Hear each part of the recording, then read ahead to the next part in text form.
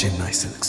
ஆர்பிஐயோட புதிய விதியால தங்கத்தை அடகு வச்சு கடன் வாங்கக்கூடியவங்க இப்போ சந்தோஷம் அடைஞ்சிருக்காங்க. இனிமே தங்கத்தை அடகு வச்சீங்கன்னா 75% கிடையாது, 85%. அதிரடியான அறிவிப்பு விடுத்திருக்கு ஆர்பிஐ. முழு கடன் தொகையும் கட்டி முடிச்சும் தங்கத்தை திருப்பி கொடுக்க தாமதமாச்சுன்னா ஒவ்வொரு நாளைக்கும் 5000 ரூபாய் வங்கி நிறுவனங்கள் உங்களுக்கு கொடுக்கணுமா? ஆர்பிஐ இதுல என்னென்ன விதிகளை சேர்த்திருக்காங்க விரிவா இந்த வீடியோல பார்க்கலாம். இந்தியாவுல ரொம்பவே பிரபலமா இருக்கக்கூடிய கடன் பிரிவுகள்ல ஒண்ணுதான் தங்க நகை கடன் துறை. இந்திய ரிசர்வ் வங்கி அதிரடி மாற்றங்களை இந்த துறையில கொண்டு வந்திருக்காங்க. 2026 பிப்ரவரி நிலவரப்படி கடன் வாங்குறவங்களுடைய நலனை முன்னிறுத்தி நகை கடன் நடைமுறைகளை ரொம்பவே பாதுகாப்பானதாகவும் வெளிப்படையானதாகவும் மாற்றும் வகையில பல புது விதிகளை ஆர்பிஐ அமல்படுத்தி இருக்கு.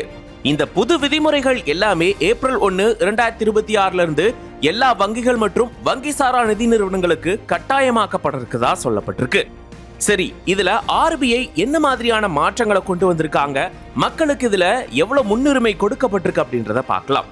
2026 சீர்திருத்தத்தினுடைய மிக முக்கியமான அம்சம் என்னன்னா, நகை மதிப்பிற்கு நிகரான கடன் தொகை, அதாவது லோன் டு வேல்யூ LTVன்னு சொல்லப்படக்கூடிய இதை வகைப்படுத்துறது ரொம்பவே முக்கியமா இருக்கு.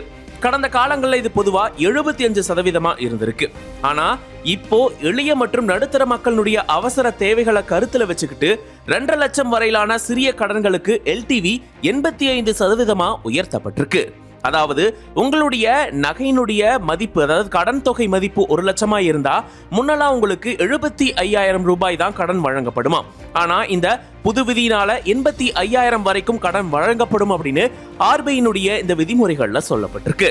அதே போல 2 லட்சத்திலிருந்து 5 லட்சம் வரையிலான கடன்களுக்கு 80% தொகையும், 5 லட்சத்துக்கும் மேற்பட்ட பெரிய கடன்களுக்கு 75% தொகையும் கடனா வழங்கப்படுமா. இது மட்டும் இல்லாம இன்னொரு சூப்பரான ஒரு விதிமுறையை ஆர்பிஐ கொண்டு வந்திருக்கு. நீங்க எல்லா கடன் தொகையும் கட்டி முடிச்சிட்டீங்க அப்படின்னா சில நேரங்கள்ல வங்கியோ இல்ல நிதி நிறுவனங்களோ உங்களுடைய நகையை திரும்பி கொடுக்கறதுல தாமதம் படுத்துறாங்க. அந்த மாதிரியான காலகட்டங்கள்ல 7 வேலை நாட்களுக்குள்ள உங்களுடைய நகைகளை திருப்பி கொடுக்காவிட்டுட்டா அடுத்த ஒவ்வொரு நாட்களுக்கும் வங்கி நிறுவனமோ அல்லது நிதி நிறுவனமோ உங்களுக்கு 5000 ரூபாய் அபராதம் கொடுக்கணுமாம். இப்படி ஒரு மாற்றத்தை ஆர்பிஐ கொண்டு வந்திருந்திருக்காங்க. இது வங்கிகள் வாடிக்கையாளர்களை அலக்கழிப்பதை தடுக்க ஒரு முக்கிய அரணா பார்க்கப்படுது. இது மட்டும் இல்லாம நீங்க நகைகளை அடகு வைக்கும் போது நடக்கக்கூடிய முறைகேடுகளை தவிர்க்கும் விதமா பல விதிகள் கட்டாயமாக்கப்பட்டுள்ளது. அதுல முக்கியமான ஒண்ணு அப்படின்னு பாத்தீங்கன்னா நேரடி மதிப்பீடு. வாடிக்கையாளர் முன்னாடியே நகையினுடைய தரம் மற்றும் எடை சரிபார்க்கப்படணும். அது மட்டும் இல்லாம தர சான்றிதழும் வழங்கப்படணும் அப்படின்னு சொல்லப்பட்டிருக்கு. நகையோட மொத்த எடை, கற்களினுடைய எடை தவிர்த்த நிகர எடை மற்றும் 22 கேரட் தங்கத்திற்கு நிகரான மதிப்பு எல்லாத்தையுமே உள்ளடக்கக்கூடிய சான்றிதழ் வாடிக்கையாளர்களுக்கு வழங்கப்படணும் அப்படின்னு சொல்லப்பட்டிருக்கு. இது தவிர கடன் வழங்கும் போது நிர்ணயிக்கப்பட்ட விலையை கருத்துல வச்சுக்கணும் அப்படின்னு சொல்லப்பட்டிருக்கு.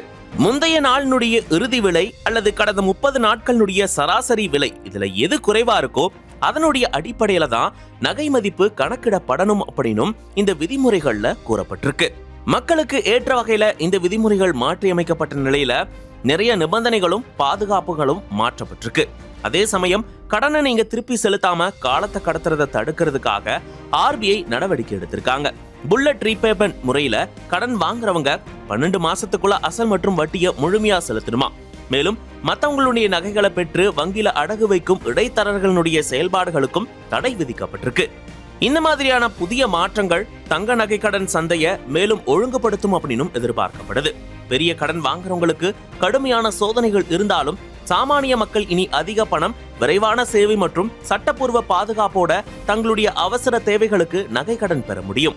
மாற்றப்பட்ட ஆர்பிஐ விதிமுறைகளின்படி உங்களுடைய தங்கத்தினுடைய சந்தை மதிப்பு 1 லட்சம் அப்படின்னு இருந்துச்சுன்னா உங்களால 85,000 வரைக்கும் பணமாக பெற முடியுமா. இதற்கு முன்னாடி பெரும்பாலான வங்கிகள் 75% மேல கடன் வழங்க தயக்கம் காட்டிட்டு வந்த நிலையில சாமானிய மக்களுடைய அவசர பண தேவையை முன்னிட்டு இந்த வரம்பை ரிசர்வ் வங்கி உயர்த்தியிருக்காங்க. State Bank of India, Canara bank மாதிரியான பொதுத்துறை வங்கிகள் மற்றும் முத்தூட் மணப்புரம் மாதிரியான நிதி நிறுவனங்கள் இந்த 85% சலுகையை இப்பயுமே வழங்கிட்டு வராங்க. வட்டி விகிதங்களை பொறுத்த வரைக்கும் வங்கிகள்ல ஆண்டுக்கு 8.75% 11% வரைக்கும் வசூலிக்கப்படுது. முத்தூட் மற்றும் மணப்புரம் மாதிரியான நிறுவனங்கள்ல வட்டி விகிதம் கொஞ்சம் அதிகமாகவே இருக்கு. அதாவது 9.9% தொடங்கி கடனுடைய கால அளவை பொறுத்து இது மாறுது. புதிய விதிமுறைப்படி 2 லட்சத்திற்கும் கீழே கடன் வாங்குறவங்களுக்கு வருமான சான்று அல்லது கடுமையான சிபில் ஸ்கோர் சரிபார்ப்பு மாதிரியான நடைமுறைகள் தளர்த்தப்பட்டிருக்கு.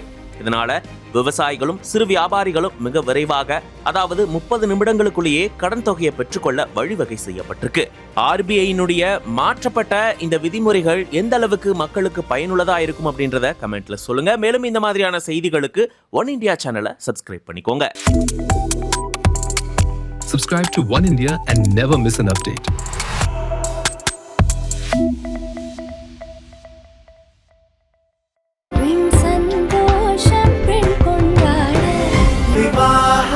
மணப்பெண்ணின் பிரத்யேகமான திருமணம் விவாஹா தி சென்னை சில்க்ஸ்.